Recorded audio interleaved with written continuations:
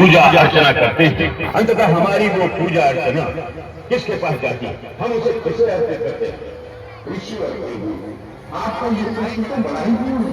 हम सब अपने अपने इष्ट की पूजा करते हैं, परंतु हमारी पूजा अंततः इसके चरणों में अर्पित होती है। ये निर्णय कैसे लिया जाए? मेरी समझ में तो एक विधि आती है। हमें गुरुदेव को एक एक करके क्रोध दिलाकर ये देखना होगा कि किसमें क्रोध या अहंकार का भाव है और किसमें शांत का भाव है।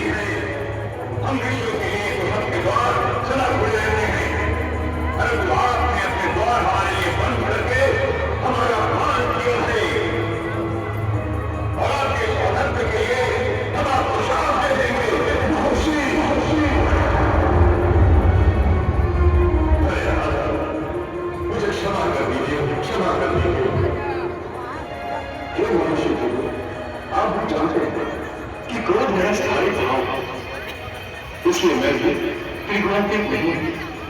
आप सचमुच महादेव हैं, महादेव।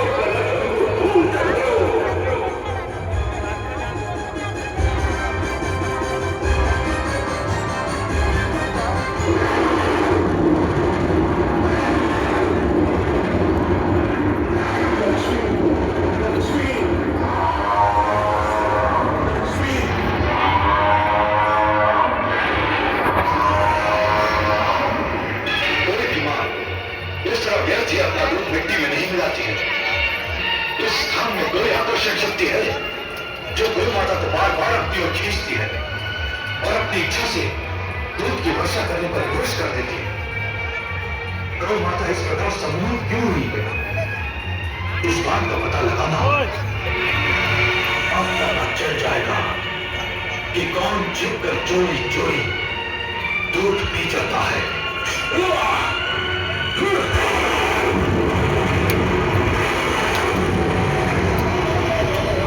अरे मूर्ख, ये तुमने क्या अलग कर दिया? तुम मैं बोल रहा हूं। ये तो समझदार है। तुम नहीं जानते कि तुमने कितना बड़ा पाप किया है। अरे साक्षात भगवान वेंकटेश विष्णु पर प्रहार किया है। अपने इस कुकर्म का दंड तुम्हें अवश्य भोगना पड़ेगा। क्षमा कीजिए मुझे। राजा चौर, तुम्हारा ये पाप क्षमा करने योग्य नहीं है। तुमने राक्षसी कर्म किया है, इसलिए तुम राक्षस हो। दंड तो तुम्हें भुगतना ही पड़ेगा। इस जन्म में राक्षस बनोगे, परंतु अगले जन्म में आकाश राजा के रूप में तुम्हारा पुनर्जन्म होगा और तुम्हारी पुत्री पद्मावती का विवाह भगवान वेंकटेश से